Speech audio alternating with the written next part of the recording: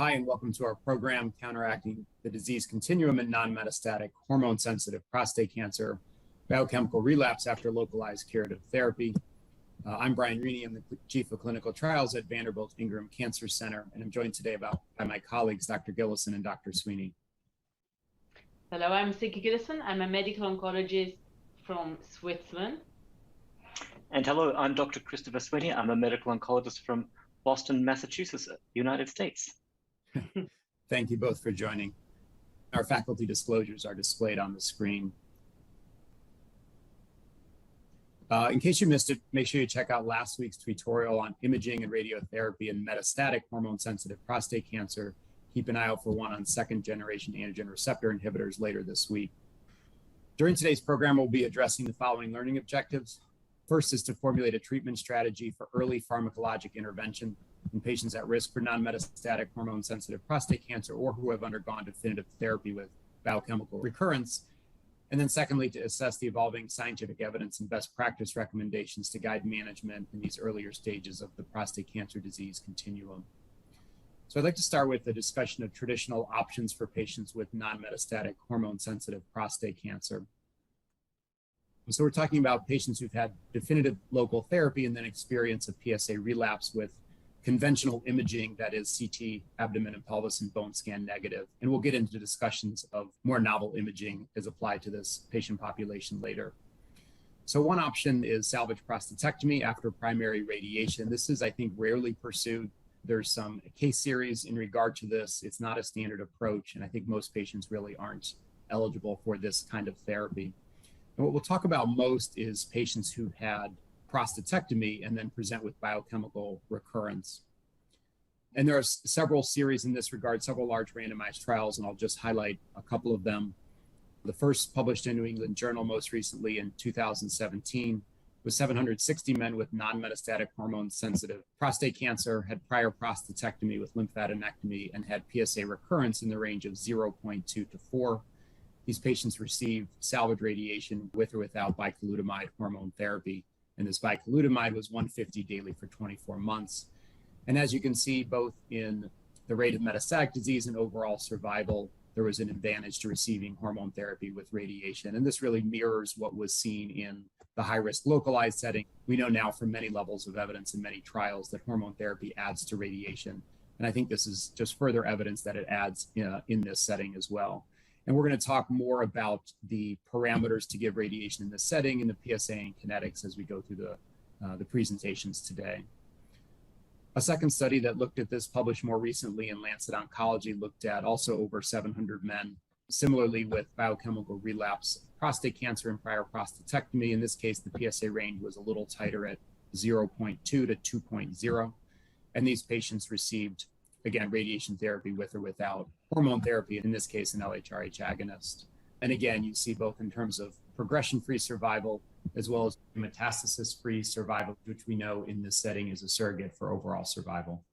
So I think these two large data sets, and I think others in standard clinical practice, is to give hormone therapy. I think probably LHRH is more standard in this setting, although the first study used bicalutamide, and again, really adds to the body of evidence of the addition of hormone therapy to salvage radiotherapy in this setting. I'm going to turn this over now to Dr. Gillessen to talk about the APCC recommendations in this setting and some recent data in this regard. Thank you very much, Brian. To just note that the APCC was in 2019.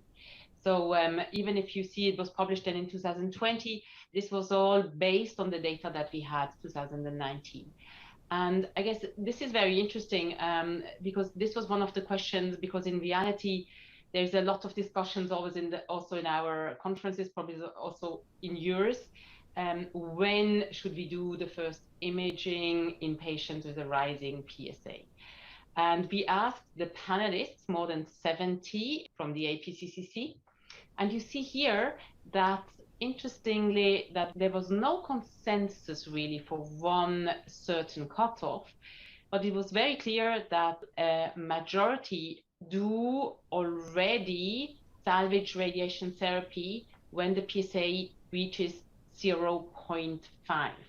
So if you think back to the two studies that Brian just has shown, That's obviously a PSA limit that is much lower than that was used for inclusion in these two studies. So obviously the experts nowadays would go for salvage radiotherapy if they can at much lower PSA levels. The next question we had is if the panelists would recommend systemic hormonal treatment in combination with salvage radiation therapy for patients with PSA recurrence, again, after radical prostatectomy. And you see here that also here no consensus. Consensus is defined as 75%. A majority would do it in the majority of patients, the combination with systemic therapy, and only 40% would do it only in the minority of selected patients. So you see, it's not absolutely clear-cut here, the decisions. And then what would you use as hormonal treatment? We have these two trials. One is done with bicalutamide, one is done with LHRH agonists. And you see here that most of the panelists would use LHRH agonists or antagonists in that situation. So here was clear consensus. In the other questions, not. There is a lot of questions still open in clinical practice for patients with non-metastatic, hormone-sensitive, obviously, prostate cancer and rising PSA. So here's just one study that shows that patients with biochemical relapse can have very different courses of disease. Some have a very indolent course, and some are very aggressive. And there's also very variable time to metastatic progression if you start ADT for rising PSA only. And the EAU, so the European Association of Urology, has even created a risk factor thing for that situation after radical prostatectomy or after radiotherapy, and thus make the differentiation between lower risk or higher risk in that situation. For prostatectomy, these factors are short PSA doubling time and a high Gleason score. For after radiation therapy, it's again a high Gleason score and a short time between biochemical failure and the radiation therapy. So I think we have some clinical factors that can help us decide if a patient has a more aggressive course or a less aggressive course. And obviously, as we discussed last time, now we have a lot of new treatment strategies for metastatic hormone-sensitive prostate cancer and also for non-metastatic castration-resistant prostate cancer. We have used ADT plus novel hormonal agents, and that has prolonged survival. So one of the obvious questions is, would that be also the case in this setting of patients with biochemical relapse? And that's the current focus of a lot of studies. There are ongoing phase 3 trials to look at the potent AR inhibitors in patients with non-metastatic hormone-sensitive disease and biochemical relapse after definitive therapy. 2 or 3 weeks ago now at ESMO, seen the first data using abiraterone and prednisone, that if you add that to ADT, it can prolong metastasis-free survival and overall survival. To be honest, that was in the Stampede trial. In the Stampede trial, in this M0 part of the trial, there's only very few patients who had the criteria for biochemical relapse. Most of the patients were at diagnosis with high-risk cancer, but still this is interesting data to see that M0 patients, so non-metastatic patients, if you add ABI to ADT, you may prolong MFS and OS. And as you have seen in this non-metastatic hormone-sensitive space, there's a lot of lack of consensus. So first of all, there was no consensus for which treatment to choose. And also, obviously, again, there is now really new imaging techniques that's going to change probably everything. And there's some people who think you can just do radiation to whatever lesion you see on the PSMA PET. So there are these fetishists, my German colleagues call them, who just doing a lot of PSMA PETs and then always treat the lesion that they just see. We know that the treatment course is very variable. We don't have really good level evidence data to use radiotherapy for these lesions. The next question is, can you use intermittent hormone therapy? And we should be always aware that a lot of these patients, as we have seen, especially these with the low risk, often die from other causes and not from prostate cancer. As always, it would be really good if we as clinicians would work together to find out these risk factors. So we really find the patients that need treatment in that situation. And then we also need to find the patients who have very aggressive disease and need maximal treatment in this disease setting. And as always, it would be very good to engage the patients. I think it's always also very important what the patient thinks, especially because ADT is not such an easy therapy and has a lot of side effects, acute, but also long-term. And as we just discussed, the management should be always individualized. There is already risk factors that we know, and the treatment depends on them, but also on the wish for quality of life of the patients and the duration of the therapies and what the patient really wants from a treatment. And again, here we asked the question, when would you do an imaging? Because that's really a question. So you do your first PSA, it's risen, you do a second one, that is confirmed. And I have to say, this is for most patients very bothersome, right? Because they are very keen on knowing the PSA results and they see that it was normal, it was 0, and now it's rising again. So that makes also a lot of nervousness and anxiety. And you see here that there was, again, no consensus. You see there are some people who do it even below 2, but a third of the panelists, would do it if the PSA is above 2 and have whatever PSA doubling time. And then there is also a lot of panelists who do not recommend imaging based only on PSA or PSA kinetics. So I think do it more individualized, as we discussed before, depending also on Gleason grading and so on. So no consensus on that one.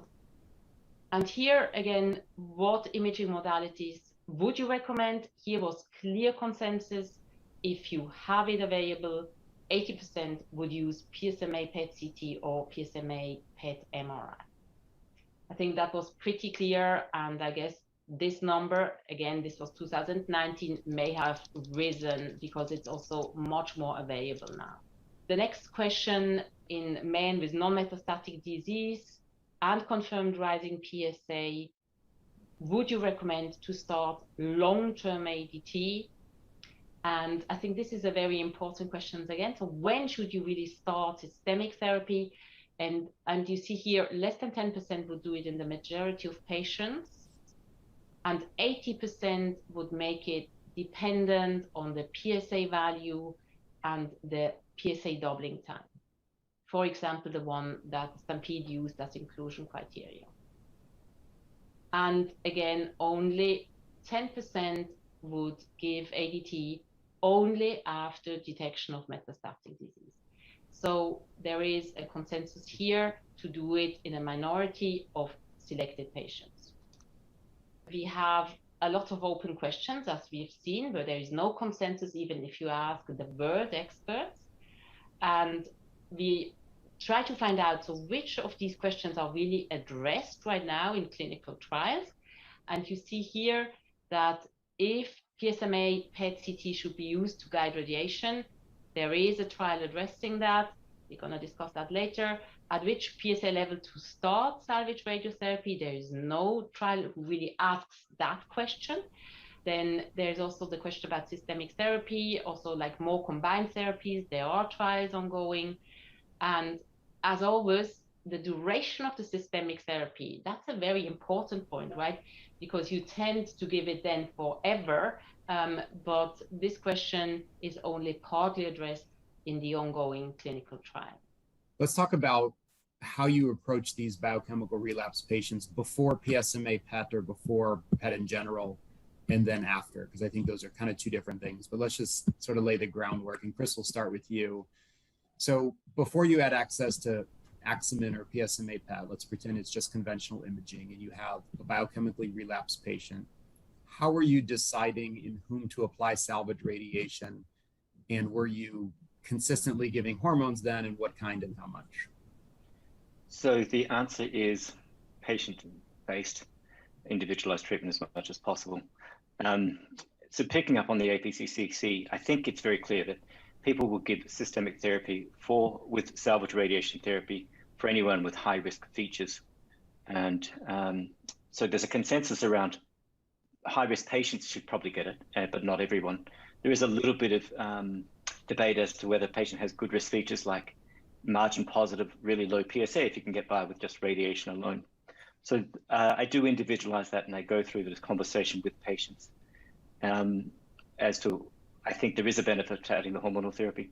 Sure, we focus on metastasis-free survival and overall survival as the clear benefits. But in all the studies, there is actually a decrease in second PSA relapses. So when I counsel to the patients about adding the hormonal therapy on, I say, not only are we trying to prevent you ever dying of prostate cancer, I'm also trying to prevent that we'll ever see your PSA again.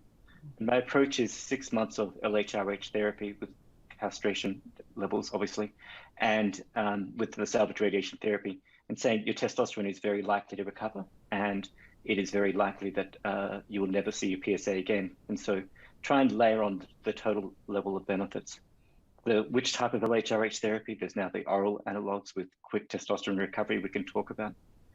But I actually have moved into, and I'll just quickly allude to a study that's not often talked about, is the Empire study, where they did use Axemin PET. So it was Axemin PET and then radiation fields adjusted by that versus straight to salvage radiation therapy and the standard fields. And there was a decreased rate of PSA relapses with Axemin PET in that setting. So even if the PSA is 0.3, 0.4, which was the median PSA, I will now get a PSMA PET image and adjust fields based on that, as well as the standard radiation fields based on the emerging data that's coming from that. But as we'll see, there's some studies at the end of this webinar addressing that more formally. Yeah, so and maybe you said this, is there a PSA cutoff or a doubling time cutoff that you'd say, or a Gleason score, Gleason 9 and short PSA doubling time, you would not do salvage radiation? I mean, do you have specific thresholds, specific numbers, or not really? No. Again, put the PET aside. Let's put that aside for a sec. There is a chance of curing these patients and never seeing their PSA again. So it's the one time. The only person I'd probably consider not giving the salvage radiation if the salvage radiation has greater risks than one would think about. Presence of terrible cystitis from another cause, or proctitis or ulcerative colitis, or something like that.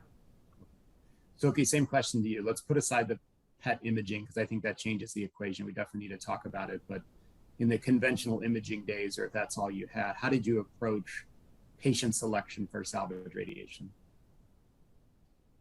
So yeah, we would probably do very much the same. So obviously we would have done an imaging, so we would always do imaging. So before, that would be the conventional one. And if someone has no metastasis, we would always, as Chris has said, I mean, there's always exceptions, but we would discuss salvage radiotherapy, depending obviously if you see something locally, yes or no. There it changes a bit the radiation, but we would do a salvage radiotherapy.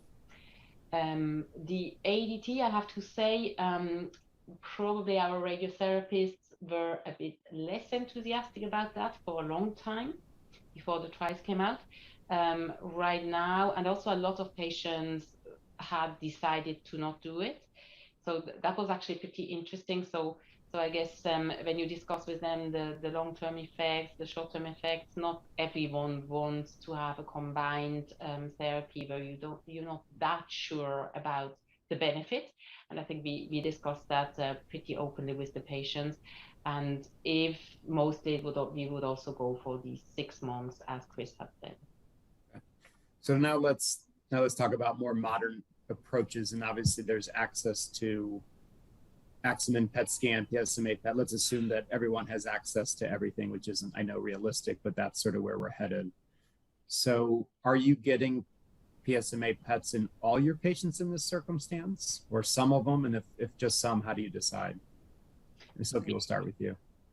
So yes, we do it in all our patients. And I mean, it's always obviously only if we would then do a treatment. So Sure. sometimes you have really a very, very frail, very old patient with a very low risk.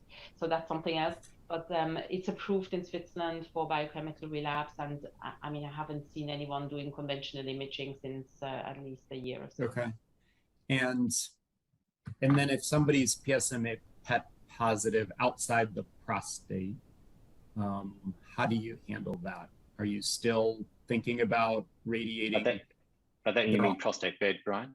Prostate bed, yeah. They're out, yeah, prostate bed. So they have plus minus prostate bed positivity. Let's assume it's there. And then they have 2 distant bone metastases identified on PSMA PET. And I think you alluded to this, you know, are you still radiating everything? Are you saying, no, there's no role for salvage, we should just start them on hormone therapy? I mean, there's data about radiating the primary, I think we've talked about in different settings. I guess, you know, because this is going to be a very common scenario, right, where there's positivity outside the prostate bed. So if a patient comes to me with a PSA of 0.1, 0.2, I will definitely think about adding imaging on. And to be very clear, it's very unlikely that they would have distant metastatic disease on the PSMA PET. So the pretest probability comes down. It's not 0, but you'd have to look at it with caution and make sure you're not dealing with a false positive and they're fibrous lesions that actually light up with the fluoride and maybe the gallium PSMA in a rib, and people have taken out ribs and there's no cancer there. So you really have to confirm that the distant lesion is metastatic disease. Having said that, the number one concern I have is, yes, get the PSMA PET, but if you don't see anything, that does not mean you don't proceed with the standard salvage radiation and hormonal therapy, because it's micrometastatic, the radiation is killing what we can't see, and the hormonal therapy augments that. So that's the one message that I'm really worried about, is that people will defer the salvage radiation and all the hormones until they see something on a scan, and they may have missed a curative option. We know the higher the PSA, the less curative the salvage radiation therapy is. That's the first thing I want to emphasize. Mm-hmm. The second thing is, going back to the other thing, is making sure that if a distant lesion is positive, is it really cancer? So I would err on the side of overtreatment and do the salvage radiation and course of hormonal therapy and watch those lesions, and maybe consider some spot welding radiation to them, SBRT, if I'm convinced. So complete total eradication of MDT with metastatic directed therapy, radiate the prostate bed and give some hormones and just see if you cure it. But the distant metastatic lesions are very, very tenuous as to their clinical significance, whether we need to do anything to them. Are they actually cancer? That's the big issue, especially with such a low PSA in the salvage setting. So Chris, let me just give you a follow-up then. So a patient comes to you, they have a rising PSA, albeit low. It was 0.3, then it was 0.7, now it's 1.1, you know, low, but definitively rising. You do the PSMA PET. Are you saying that, because you said there could be some false positives on that PSMA PET depending on the PSA level, are you biopsying people to prove it, or you're just sort of maybe not treating them and waiting and seeing what plays out? So, Brian, the patient you present has a very clearly rapidly rising PSA reaching a level of 1.1, and the pretest probability that a PSMA PET positive lesion will be real is high. So I would double down on that. Whether you need to biopsy it is whether that would change practice, I think. So if a patient has an isolated rib lesion and you can see it on the PSMA PET and maybe a sclerotic lesion, that's probably enough if it's got a CT or a bone scan correlate. But if it doesn't have a CT or a bone scan correlate, it's really hard to know what that is. Now, if it's an increasing 0.7, 0.8 millimeter, now at 1 centimeter retroperitoneal lymph node, that's very real. So the question is whether you go as far as radiating a retroperitoneal lymph node with the risk of bowel toxicity. So it really has to be a case-by-case basis as to where the positivity is and whether you can do something about it and how confident you are it is a lesion. And there's so many, there are thousands of scenarios that play out that it just needs a good MDT to think through it. Yeah, and that's Brian, can I maybe add something? Sure. Just that we don't give the wrong picture. You should not wait until the PSA rises to 1.1. So this is clearly something that has to be said, you know, because we know pretty well that the lower the PSA, the better is the chance of long-term, let's say, disease-free state. You should not wait until more than 0.5, 0.4, 0.5. So I think this is really something, maybe what I'm seeing a lot, that maybe, you know, you're outside of a big center, and then the people think, oh, well, that's a normal PSA, right? Because it's lower than 2. But this patient has had a prostatectomy. So here I think we have to be very, very careful. You should not wait until the PSA is high. You should, if you want to do salvage radiotherapy, you should do it early, because we know the outcome is much better. Sure. So don't wait too long. Fair enough. Fair enough. I mean, a lot of times, certainly at a tertiary center, patients are referred to you and their PSA is what it is. You know, you weren't involved in that patient. And I was just sort of making up the numbers. I was trying to get at how to handle those PSMA PET positive areas outside the prostate bed. Let's assume you think they're real. It can be whatever PSA kinetics you want. And Silke, maybe with you, and you may have said this, but just to clarify, you know, how are you handling them? Chris said there's 1,000 scenarios. It's a case-by-case basis. I get that, but we still have to come up with some sort of guidelines to how we're approaching that, you know, in individual patients. So I guess we can't give guidelines because we don't have the data. That's why we are like probably like not giving you a clear answer. I think for me, if it's really biopsy, then I'm really, again, I'm totally with Chris. Especially if you use fluoride 1007, you have a lot of false positive in the bones. So you have to be very careful that you don't take a patient from a potentially curative setting to a palliative setting for wrongly positive lesions. But again, you said it is clearly, we have a biopsy, it's positive, or in the MRI, it's very classical. And then, yes, in reality, this is a metastatic patient now, and we know that. So probably we should give systemic therapy. Then, and I would give, if he's young and fit, a combination with AB and ADT.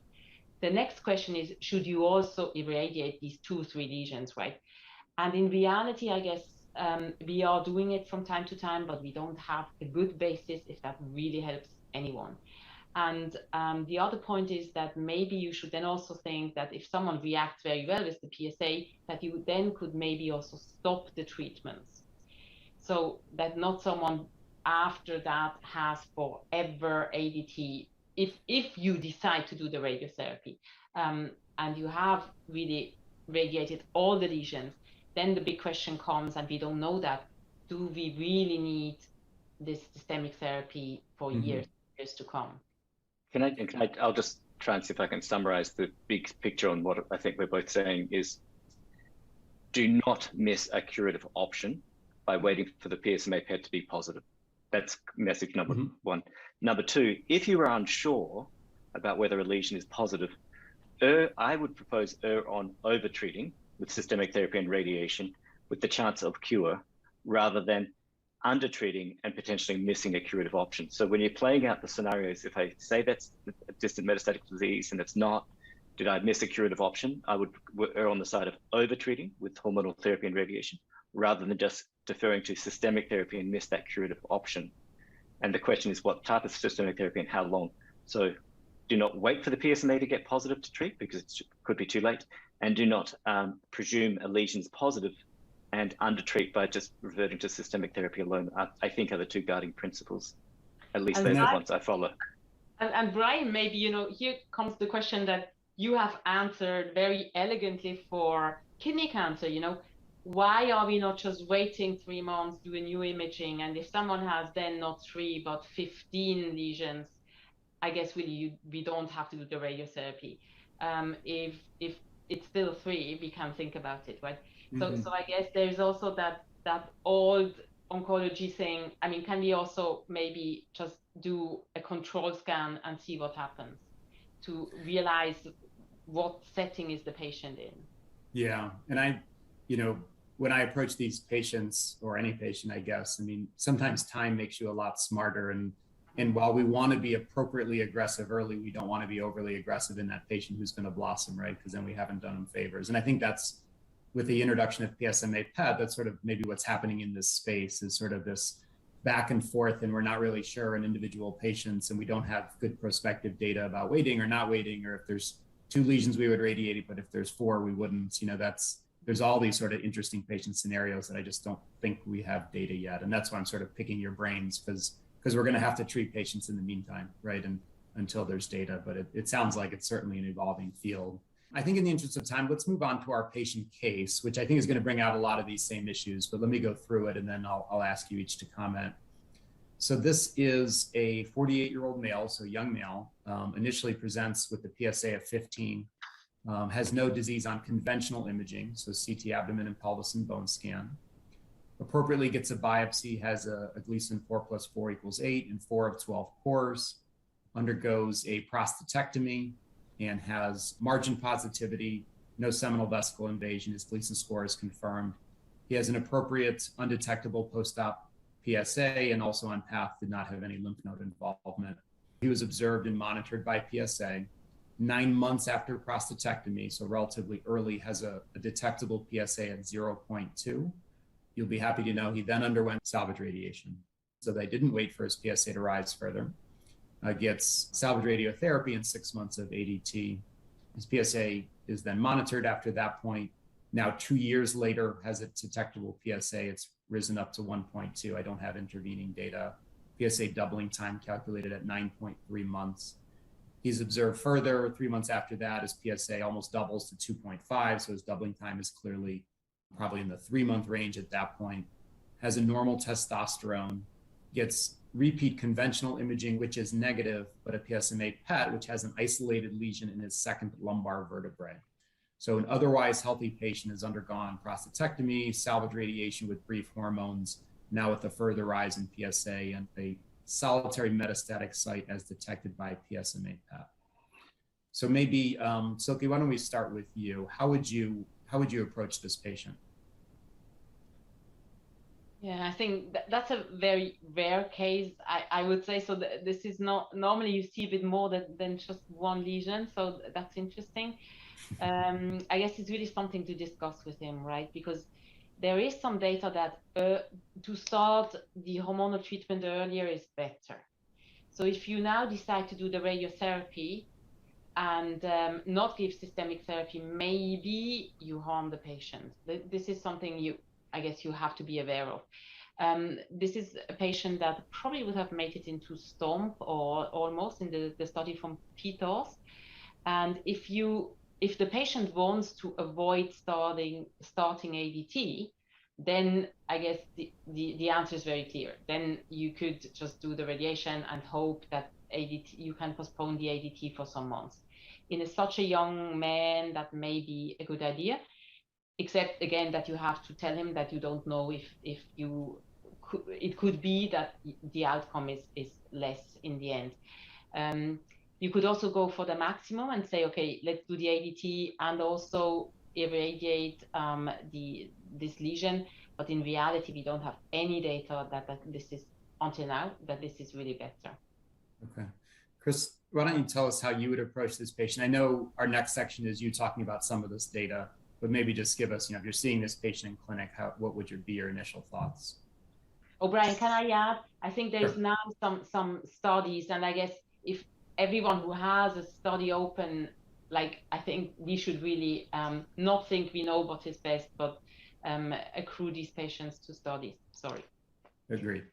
Yeah, and we will talk about those. So yes, the academic answer is I would definitely put the patient on a clinical trial if I could access that. What would I would apply his young fellow, if it was me, I think, what would I do? I'd probably do a short course of intensive hormones and radiate that lesion if I'm very confident it is a cancerous lesion. And that's extrapolating data upon data. So we know intense hormonal therapy in low volume oligometastatic disease with enzalutamide added to ADT improves 3-year survival. This is just one step shy of that. It doesn't have a CT correlate. So we definitely need a study of intense hormones, short course, 6 months, 2 years, who knows, radiation versus SBRT alone. And coming up in the next section, we'll talk about, is there a role of SBRT to defer hormonal therapy? Possibly, but we just don't know. But if it was me, I go for it, intense hormonal therapy and SBRT. And some of that driven by his young age, of course, is that? Oh, like myself, yeah. Exactly. All right, Chris, why don't you take us through? I think we're going to talk about some of the data we've been alluding to, but it's important. So I'll turn it over to you. There are 2 studies that have shown that maybe early use of this in a metachronous low volume disease. In STOMP, the study here, it was imaged by choline PET positivity, but CT and CAT scan regular imaging negative. And ORIOL was actually conventional scan oligometastatic relapsing patients, but also they did some PSMA PET imaging along with it. The first study, STOMP, was just radiation alone or observation and delaying the hormonal therapy. And the ORIOL study was radiation alone as well, and then just following the time to progression. So the STOMP study, salvage treatment for active clinical surveillance of oligometastatic prostate cancer, led by Pete Ost, and he gets 100% full marks for the acronym meaning something.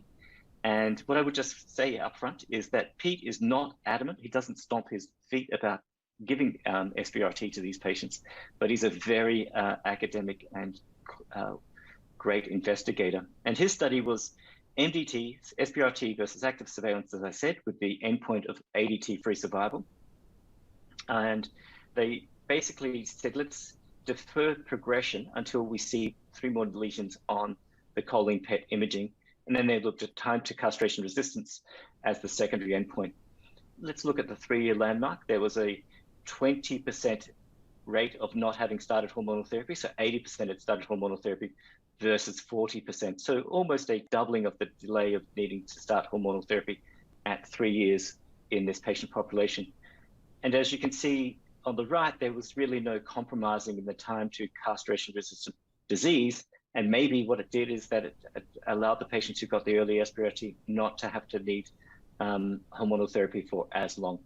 It's unknown, but it's a small study, 62 patients, and we really can't make much of the data beyond the 48-month mark. The hazard ratios are presented there, but it's basically a very good feasibility study. And we can just see that the 5-year overall survival didn't change. So the best thing to say is that doing the SBRT and delaying the hormones potentially did not compromise overall survival with an 85% 5-year overall survival. And notably, 6 of the 14 deaths, so 8 patients died of something other than prostate cancer in this relatively indolent disease in elderly patient population. Can I ask something? Just a lot of these patients had lymph nodes relapse only. So I guess that we have to add here because it wouldn't fit Brian's difficult patient. So I guess that's something we have to just like be aware in the STOMP trial where a lot of patients with pelvic lymph node relapse. For sure. So I think the other thing that we actually have to say is that the choline PET positive lesion was in an area that could be targeted with SBRT without compromising, say, the esophagus if it was a paraesophageal node or something like that, or it wasn't, the spine wasn't in the way. So it has to be done by an expert in SBRT and targeting the therapy. Now let's move to the ORIOL study, which I think is very similar, but the main difference is it was just a little bit further along the disease continuum. It was patients with CAT scan or bone scan evidence of disease, just a couple of lesions that would be amenable to SBRT or SABRE as it's written here. Hormone sensitive, namely they were not on hormonal therapy. So it's a patient with a rising PSA and a lesion is detected on CAT scan or bone scan after a prostatectomy or radiation. This was done at Johns Hopkins. And the outcome was progression-free survival at 6 months, by PSA progression and the like, and they were looking at quality of life and toxicity. It was a randomized phase 2, so basically observation for rising PSA with minimal disease on a scan versus immediate SBRT. No one got hormonal therapy with it. And this study was at Johns Hopkins, where they actually have a patient population and physicians who are very geared to doing surveillance for these indolent progressing patients where they feel comfortable holding off on the hormonal therapy. Here are the efficacy outcomes from the Oriole study. So the disease progression at 6 months was 19% who got the surveillance approach versus 61%. The metastasis progression-free survival, the median was not reached with the radiation, but it was 5.8 months with the observation approach. And there were decrease in the number of new lesions at 6 months with consolidation by PSMA PET. Looking at the conventional scan results, but they actually had a cohort of patients who got PSMA PET, and we'll go into that on the next slide. So in this slide here, you can see patients who got SBRT, SABR here, or observation, and delaying the metastatic progression. But what's interesting here is that if a patient had no more disease beyond what was radiated and seen by PSMA PET positive, so let's say they had 2 bony metastases on conventional scan and PSMA PET positive, you can see they got all their lesions radiated and they did really well. So at 2 years, there was an 80% progression-free survival. But if they had their conventional scan evidence of disease radiated, but they had PSMA PET positive lesions that were not radiated, the blue, they had no one who was progression-free at the 2-year mark. So it's suggesting that if you are going to use the SBRT alone approach, maybe it is if you have no further disease seen by PSMA PET positivity. Small numbers, but very, very provocative. And now, if we just refer to the safety outcomes, let's just be very, very clear. This is in patients who were treated in a very experienced institution, and they know how to give the SBRT without toxicity. And as I said, a lesion next to the esophagus is very difficult to radiate. A lesion that's next to the small bowel in the retroperitoneum may be difficult to access. So these things need to be taken into consideration as to how accessible they are. So although they didn't report major toxicities, which is probably the reality if done really well, but it has to be done really, really well. And one thing I do wonder about is bone integrity in these patients who live 10 years or longer. They may be older, they may get on ADT at some stage. And does the SBRT maybe increase the risk of crush fractures if they get radiation to the spine? All things we need to look into with long-term toxicity analyses. Chris, can I ask you a couple of questions? So, I mean, do you view these data as definitive and practice changing given the small numbers? I mean, I'm not surprised if you radiate distant lesions, those patients will have a longer progression-free survival. I think that's probably true in any disease, right? I mean, yeah. So, right. But the question is, are you actually helping that patient live better or longer? And we don't know. And so that's where I have to give great kudos to Pete Ost, who is the forerunner in this, and a lot of other people are catching up with him on it. And the people catching up with him are adamant that this is the standard of care, whereas Pete is the only one who is not stomping his feet, as I say, as I try to bring in a pun, saying that this is the standard of care.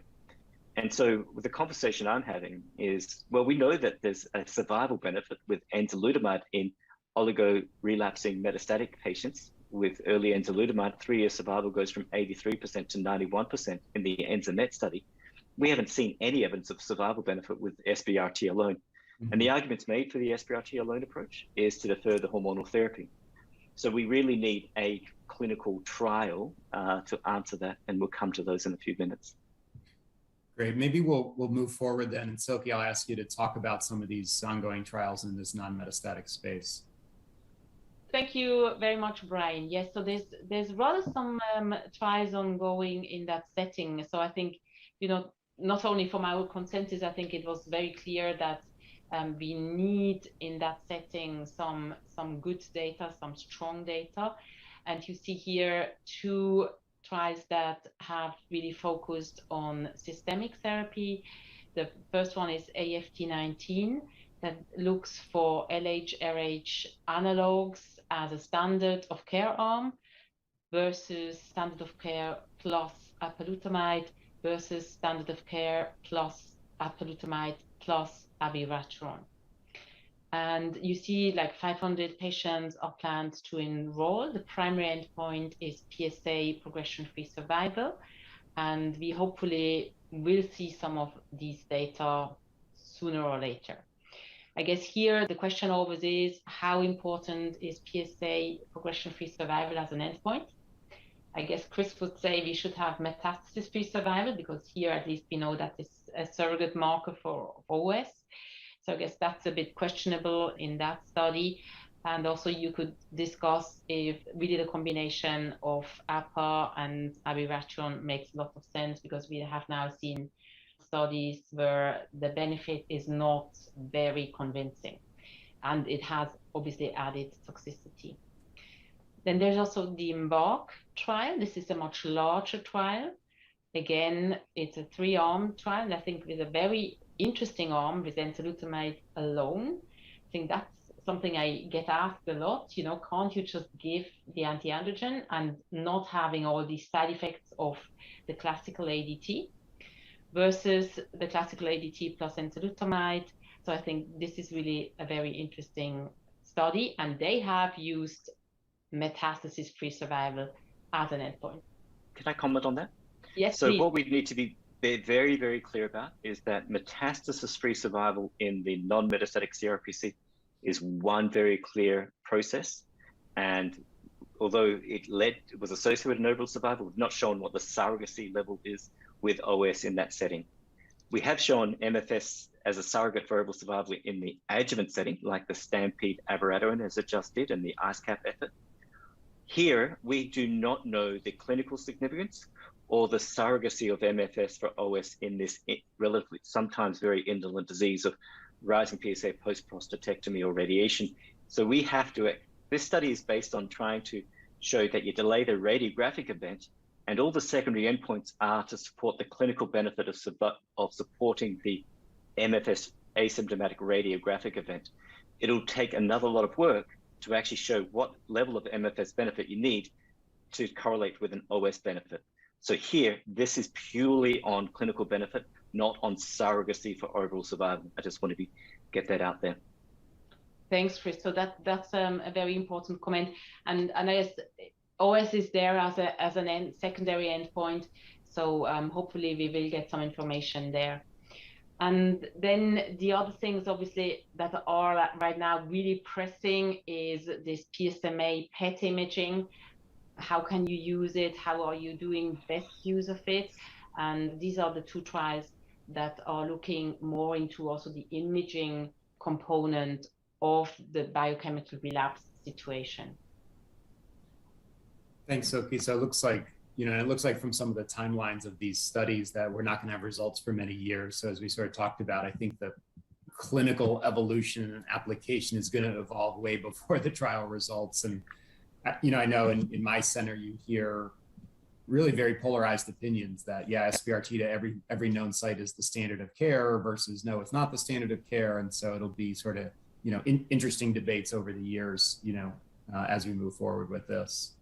So I think we've sort of covered. I don't know if either of you want to give sort of, final wrap up in this space. It's a really complex space, right? It's a really heterogeneous space with different biology. So maybe, Chris, I'll let you start, sort of take home points when approaching the biochemically relapsed patient.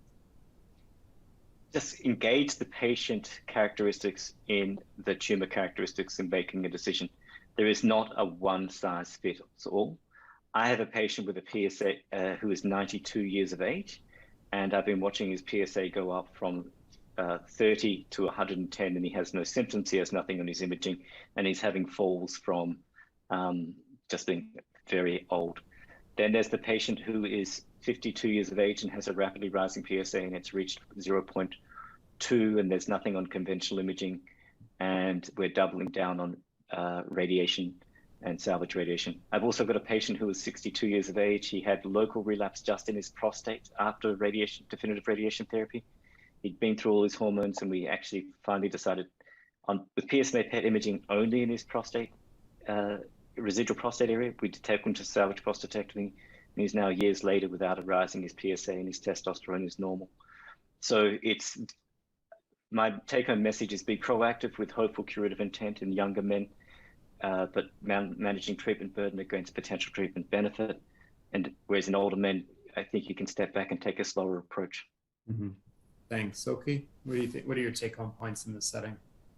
So maybe, yes, I totally agree with Chris as always. The second point that I would really make is, okay, we do a lot of these local radiotherapies. As you said, there's really aficionados probably in every center, but I guess there is more enthusiasm than we really have data to do it. And here I'm a bit afraid that we're losing the possibility to do the trials because the patients want the treatment and the physicians want to give the treatment. So I guess before we now irradiate really everyone, and I'm totally sure that some of our patients do profit from it, even if we don't have the phase 3 data yet. But it's a subgroup of our patients, and we should also do some biology and try to find out which patients really profit from that approach and which patients do not profit from that approach. And I guess we should all be a bit, if we have a trial, we should not think we know what is the best. Yeah, well, thank you both. I think what I'm hearing is sort of not only an individualized patient approach, but that there is still equipoise in the setting. We don't know what's right, and really just reinforcing that trial participation and continuing to ask and answer these important questions is important. So to our audience, thanks very much for joining us. Don't forget to claim your CME credit by completing the post-test and evaluation, which you'll find at integrityce.com/nmHSPC. And there's a post-test there as well. And keep an eye out for another tutorial that'll come out this week to close out this CME series. Silke and Chris, thanks again for your excellent commentary. Thanks, Brian. Thank you very much, Dr. Rini.